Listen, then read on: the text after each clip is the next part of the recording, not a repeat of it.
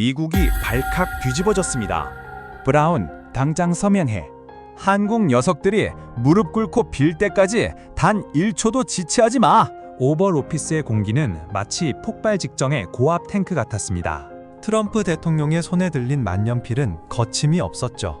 70년 동맹의 근간을 단 3초 만에 그 서슬퍼런 잉크 자국을 보며 저는 등줄기에 차가운 소름이 돋는 것을 느꼈습니다. 주한미군 철수 행정명령. 그것은 협상 카드가 아니라 스스로 재앙의 문을 여는 열쇠였던 겁니다. 하지만 정작 우리를 공포로 몰아넣은 건 그 뒤에 걸려온 전화 한 통이었습니다. 비명도, 애원도 없었습니다. 수학에 넘어 한국 안보실장의 목소리는 서늘할 정도로 담담했죠. 그동안 우리 기술을 억제해 주시느라 고생 많으셨습니다. 즉시 이행해 주십시오. 하지만 정작 우리를 공포로 몰아넣은 건 그 뒤에 걸려온 전화 한 통이었습니다. 비명도, 애원도 없었습니다. 수학이 넘어 한국 안보실장의 목소리는 서늘할 정도로 담담했죠. 그동안 우리 기술을 억제해 주시느라 고생 많으셨습니다. 즉시 이행해 주십시오. 투하는 신호음과 함께 끊어진 전화 뒤, 그 정적 속에서 저는 깨달았습니다. 우리가 새 장문을 연 게 아니라 잠자던 용의 발톱을 묶고 있던 쇠사슬을 우리 손으로 끊어버렸다는 사실을 말이죠. 48시간의 최후 통첩이 시작된 그날, 백악관이 승리를 확신하며 샴페인을 터뜨릴 때 한국은 이미 세상을 뒤엎을 준비를 끝마치고 있었습니다. 미국이 가장 오만했던 순간, 가장 처참하게 무너져 내린 그 충격적인 반전의 현장을 지금 공개합니다. 저는 로버트 앤더슨입니다. 미합 중국 대통령의 국가안보보좌관으로서 수많은 전쟁과 외교적 결투를 지켜봐온 베테랑이라 자부해왔습니다. 하지만 그날 서울에서 들려온 그 낮은 목소리는 제 모든 경력을 부정하게 만들었습니다. 즉시 이행해 주십시오. 애원도, 협상한 수정 제안도 없는 그 단호한 한마디. 그것은 항복 선언이 아니라 오랫동안 기다려온 해방의 외침처럼 들렸습니다. 트럼프 대통령이 넥타이를 거칠게 풀며 저를 쏘아봅니다. 앤더슨, 지금 저들이 뭐라고 한 거지? 고맙다고? 미군을 빼겠다는데 고맙다고 말하고 전화를 끊어? 대통령의 목소리에는 당혹감이 역력합니다. 그는 한국이 패닉에 빠져 밤새 백악관에 전화를 걸어와 무릎을 꿇고 방위비를 10배로 내겠다고 빌 줄 알았습니다. 그게 그가 짠 시나리오였으니까요. 하지만 상황은 정반대로 흘러갑니다. 전화가 끊긴 지 채 1시간도 지나지 않아 제 태블릿 PC에는 숨가쁜 보고들이 쏟아지기 시작합니다. 한국 국방부의 공식 성명이 발표된 겁니다. 한미 미사일 지침을 완전하고 돌이킬 수 없는 파기를 선언한다. 또한 평택기지를 포함한 모든 미군 주둔지에 반환 절차를 즉각 개시한다. 문장은 짧았지만 그 파괴력은 핵폭탄급이었습니다. 70년 동안 우리가 한국의 발목에 채워두었던 미사일 사거리 제한, 탄두 중량 제한이라는 족쇄를 한국 스스로 벗어 던진 겁니다. 이럴 리가 없어. 이건 블러핑 허풍이야. 대통령이 소리를 지르며 비서실장을 호출합니다. 하지만 상황실의 모니터는 거짓말을 하지 않습니다. 실시간 위성 영상 속의 평택기지는 혼란에 빠지기는커녕 마치 정해진 시간표대로 움직이듯 일사불란합니다. 기지 정문에는 이미 한국 측의 자율주행 물류 트럭들이 줄을 서서 대기하고 있고, 한국군 공병대는 미군이 짐을 싸기도 전에 기지 외곽의 펜스를 철거할 준비를 마친 상태입니다. 저는 소름이 돋았습니다. 이건 단순히 화가 나서 하는 대응이 아닙니다. 저들은 이미 우리가 이 카드를 꺼낼 날을 손꼽아 기다리고 있었던 겁니다. 우리가 안보 우산이라 부르며 생색을 냈던 그늘이 저들에게는 성장을 가로막는 세 장의 지붕이었음을 우리는 몰랐습니다. 대통령님, 우리가 큰 실수를 한 것 같습니다. 한국은 지금 겁을 먹은 게 아니라 날개를 펴고 있습니다. 제 말에 대통령의 얼굴이 불그락 달아오릅니다. 하지만 진정한 충격은 그 다음 날 새벽에 찾아왔습니다. 경상남도 사천의 산공을 지나던 우리 첩보 위성이 믿기지 않는 영상을 전송해 온 겁니다.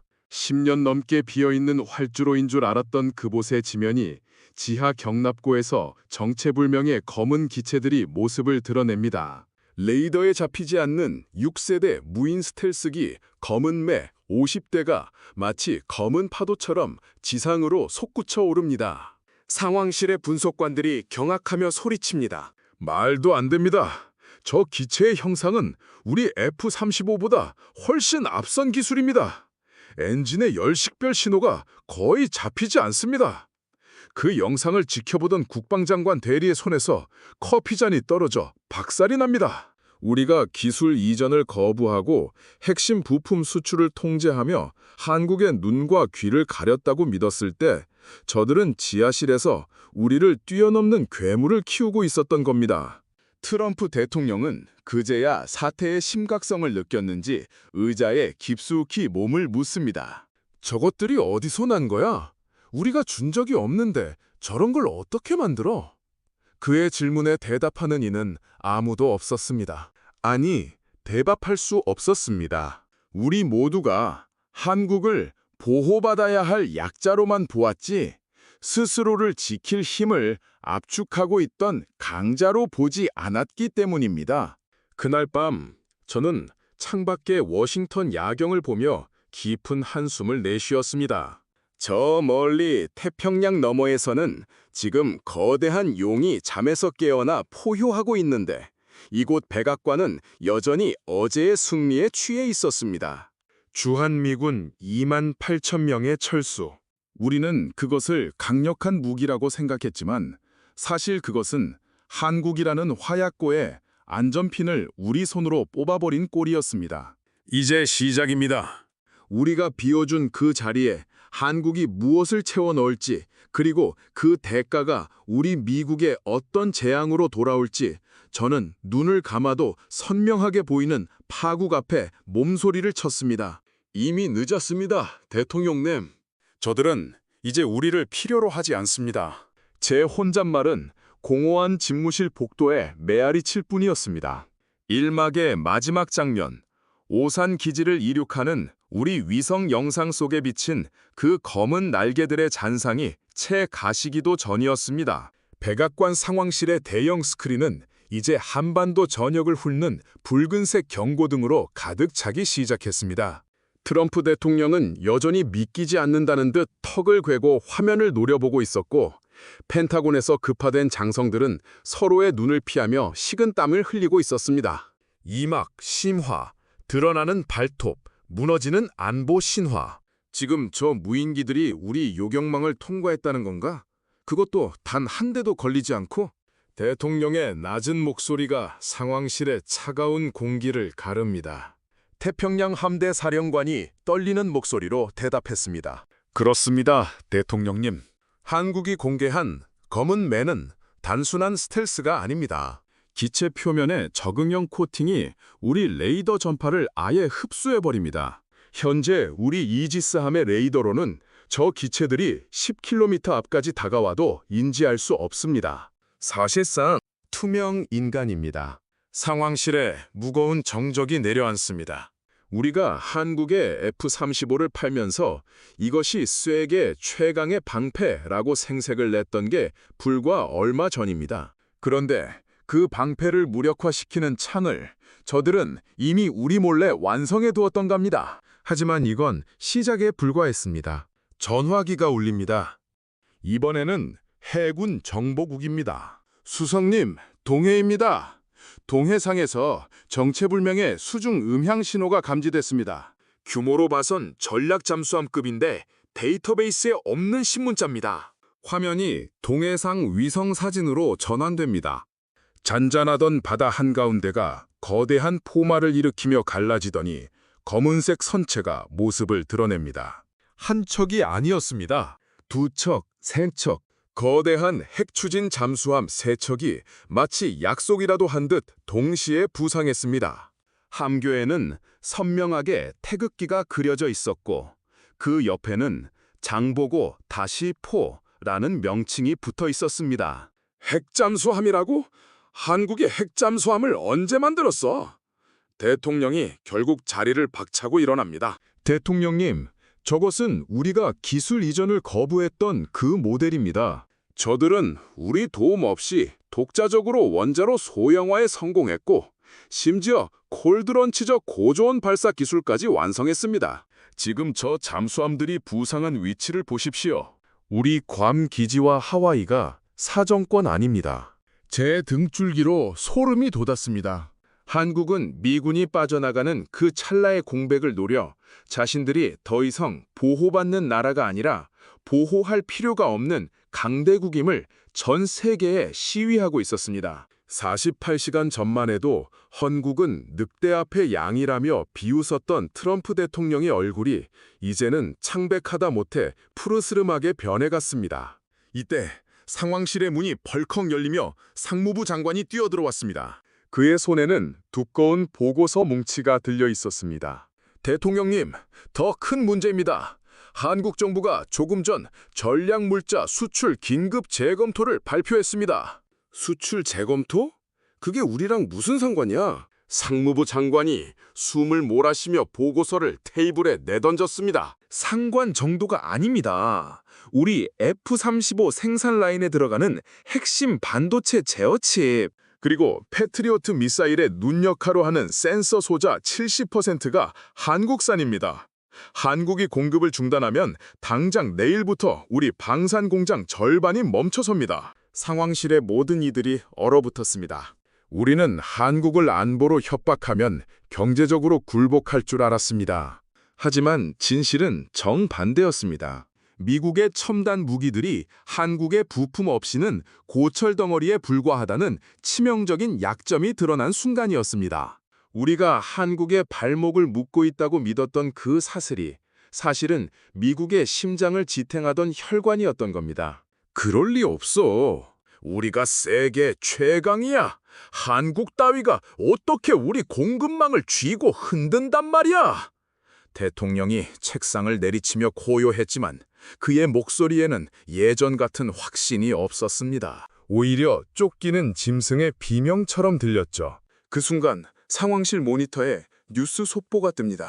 서울 용산의 모습입니다. 한국 대통령이 직접 마이크 앞에 섰습니다.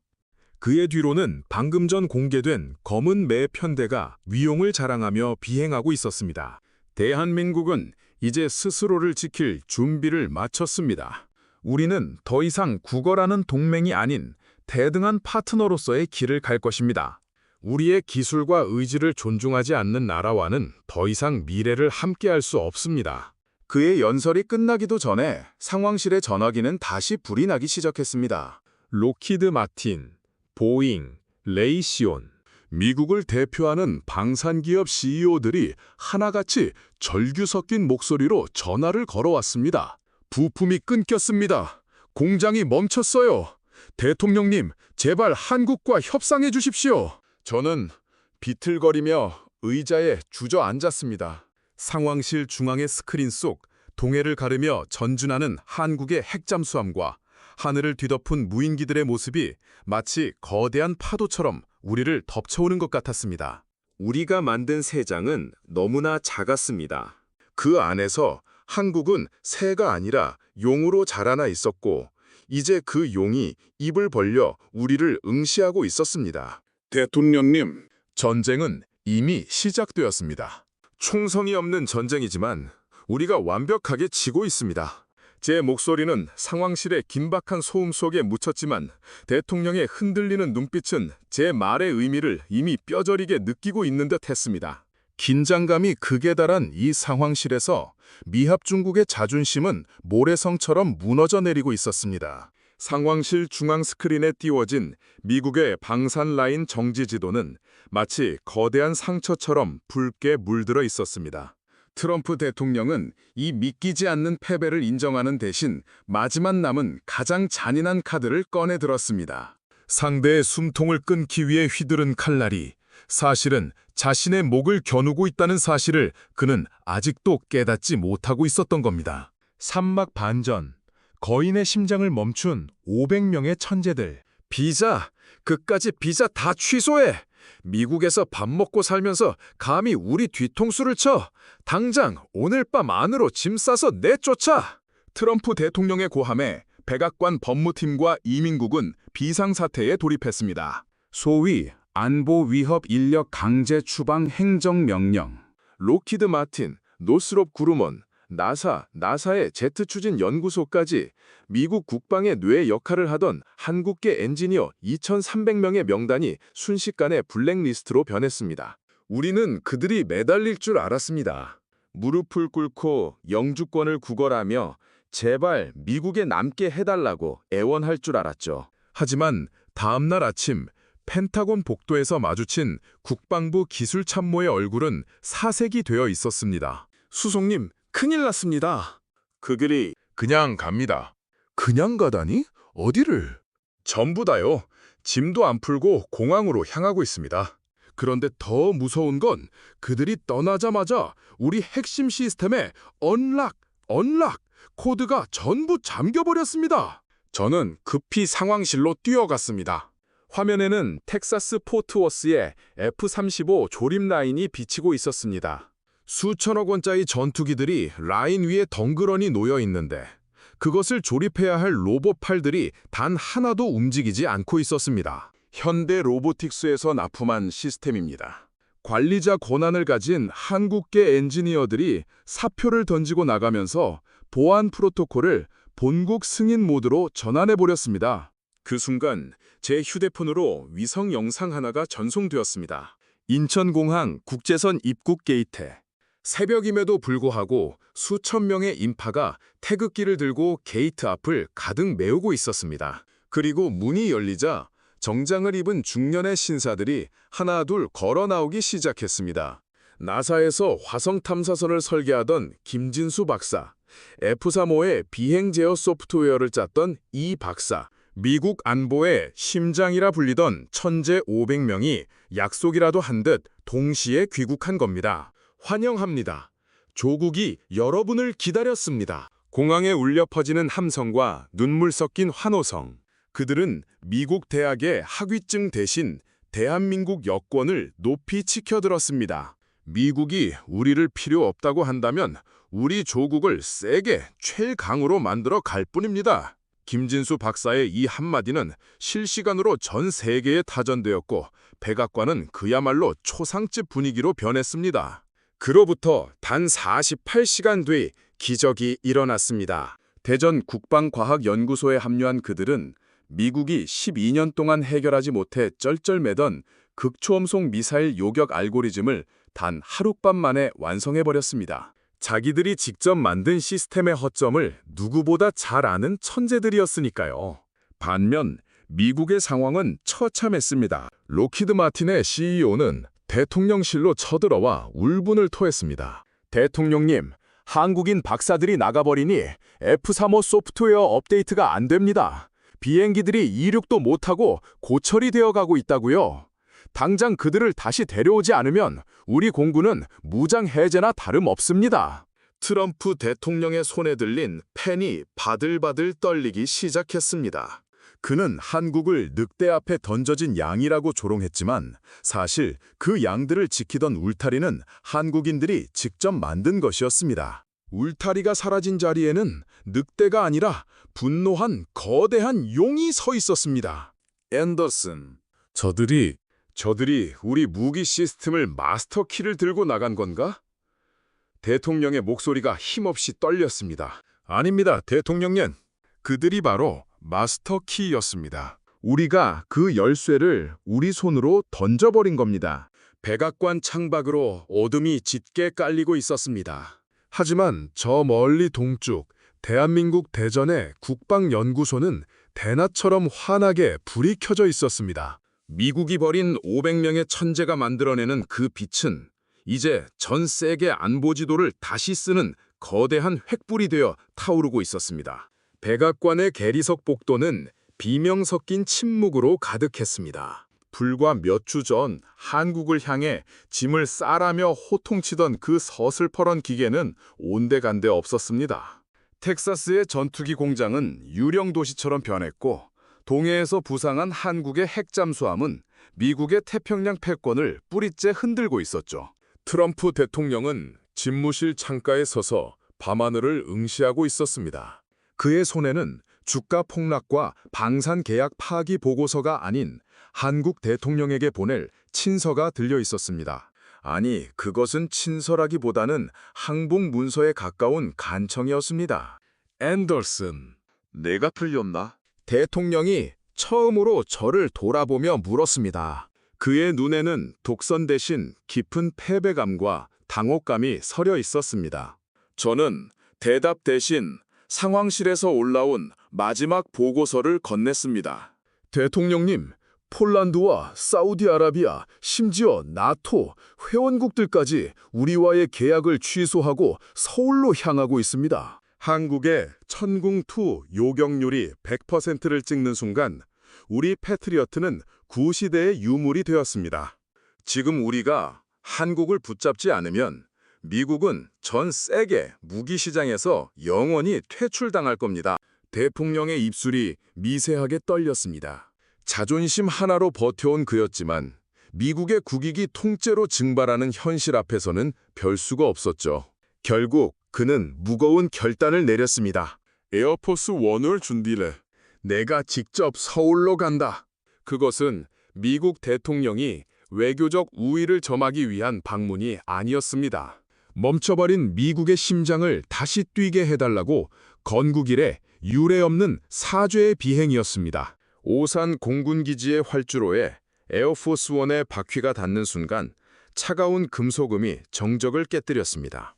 트랩이 내려오고 트럼프 대통령이 발을 내디뎠을 때 그를 맞이한 건 수만 명의 미군이 아니었습니다. 활주로 양옆으로 일렬종대 도열한 대한민국산 K9 자주포 24문이 일제히 포신을 들어올리며 예포를 쏘아 올렸습니다. 콱광 하는 굉음이 지면을 울릴 때마다 미국의 자존심도 함께 흔들렸습니다. 용산 대통령실에서 마주 앉은 두 정상. 트럼프 대통령은 평소에 거만한 자세 대신 테이블 위에 두 손을 모으고 한국 대통령의 입술을 주시했습니다. 회담은 길지 않았습니다. 한국은 이미 모든 패를 쥐고 있었으니까요. 한국 대통령은 부드럽지만 서늘한 미소를 지으며 단 한 문장을 던졌습니다. 대등한 파트너가 아니라면 우리는 우리만의 길을 가겠습니다. 그 말 한마디에 트럼프 대통령은 고개를 숙였습니다. 그리고 전 세계 언론이 지켜보는 가운데 공동 성명서에 서명했습니다. 미 합중국은 대한민국의 완전한 전략적 자유권을 보장하며 핵 추진 잠수함 보유와 미사일 주권을 전폭적으로 지지한다. 또한 양국은 상호 호혜적인 기술 공유 체제를 구축한다. 그것은 한국이 미국의 안보 우산 아래에 있는 게 아니라 미국이 한국의 기술 우산 아래로 들어오는 순간이었습니다. 회담장을 나오며 트럼프 대통령은 멀리 남산타워를 바라보며 제게 속삭였습니다. 앤더슨, 저들은 우리가 생각한 것보다 훨씬 무서운 사람들이었어. 위기가 오면 죽음을 불사하고 뭉치는데 그 뭉친 힘이 세계를 주도할 기술로 변하다니. 우리가 용의 수염을 건드렸던 거야.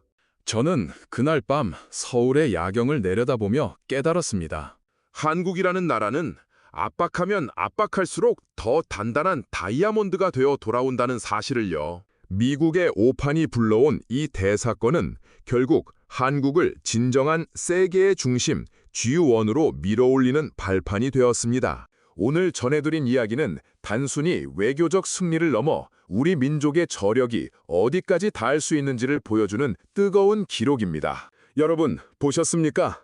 강대국이 48시간 안에 짐을 싸라며 우리를 협박할 때 우리는 울며 매달리는 대신 지하실에서 직접 만든 무기를 꺼내 들었습니다. 미국이 우리 천재 과학자들의 비자를 뺏고 내쫓을 때 우리 박사님들은 오히려 잘 됐다며 한국 여권을 들고 조국의 품으로 돌아와 하룻밤 만에 세계를 놀라게 할 기술을 완성해냈습니다. 이것이 바로 대한민국입니다. 굶주림 속에서도 자식 교육만큼은 포기하지 않았던 우리 어르신들의 피땀 어린 헌신이 오늘날 미국 대통령을 무릎 꿇게 한 저 500명의 천재 과학자들을 길러낸 것입니다. 이름 없는 공장에서, 캄캄한 연구소에서 밤을 지새우며 나라를 일궈오신 여러분이 계셨기에 가능했던 일입니다.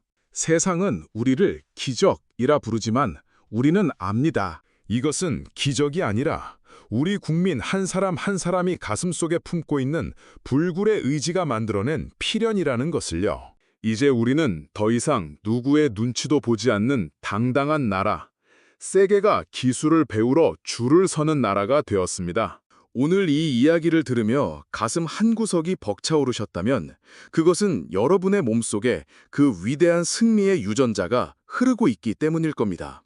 이 나라를 지켜주셔서 감사합니다.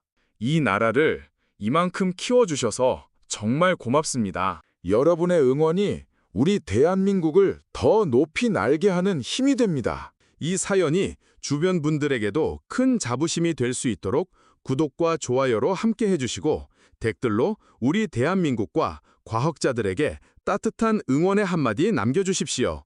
오늘도 우리 조국 대한민국을 사랑해주시는 여러분, 당신은 우리의 자부심입니다. 오늘도 정말 고생 많으셨습니다. 당신의 삶은 그 자체로 존경받아 마땅합니다. 성명서에 서명하는 트럼프 대통령의 만연필 끝이 미세하게 떨리고 있었습니다. 그것은 단순한 서명이 아니라 지난 수십 년간 이어져온 수직적 동맹의 종말이자 대한민국이 세계 안보의 새로운 기준점 스탠다드로 우뚝 섰음을 공인하는 역사적 낙인이었습니다. 회담장 밖 용산 일대는 이미 성치 않은 몸을 이끌고 나온 백발의 어르신들부터 태극기를 손에 쥔 젊은이들까지 인산인해를 이루고 있었습니다. 그들이 지르는 함성은 회담장 두꺼운 벽을 뚫고 들어와 미합중국 대통령의 귓가에 천둥처럼 내리꽂혔습니다. 앤더슨, 저 소리가 들리나? 저건 단순한 환호가 아니야. 자신들의 힘을 스스로 증명해낸 민족만이 낼 수 있는 포효지. 트럼프 대통령은 창밖을 내다보며 긴 한숨을 내뱉었습니다. 그날 이후 세계는 급변했습니다. 미국이 버렸던 500명의 천재 과학자들은 이제 대한민국 국방과학연구소의 핵심 브레인이 되어 K방산의 지도를 다시 그리기 시작했습니다. 미국의 방산 기업들은 한국산 제어칩을 구걸하기 위해 인천공항에 전용기를 띄워 대기했고, 나토 회원국들은 미국의 눈치를 보는 대신 우리나라를 지키기 위해 한국에 천궁이 필요하다며 앞다투어 서울에 대사관 분관을 설치했습니다. 주한미군이 떠난 평택기지는 이제 전 세계 AI 로봇공학의 성지가 되었습니다. 미군이 축구를 하던 연병장에는 한국의 자율주행 전차들이 훈련하고 있고, 미군 막사였던 건물들은 세계 최고의 반도체 설계센터로 달바꿈했습니다. 안보 공백을 걱정하던 목소리는 사라진 지 오래였습니다. 오히려 미군이 나간 것이 대한민국에겐 신의 한 수였다는 외신의 찬사가 쏟아졌습니다. 족쇄가 풀린 용은 더 이상 새장 안의 새가 아니었습니다. 정상회담을 마치고 돌아가는 에어포스 원 안에서 저는 마지막 보고서를 정리했습니다.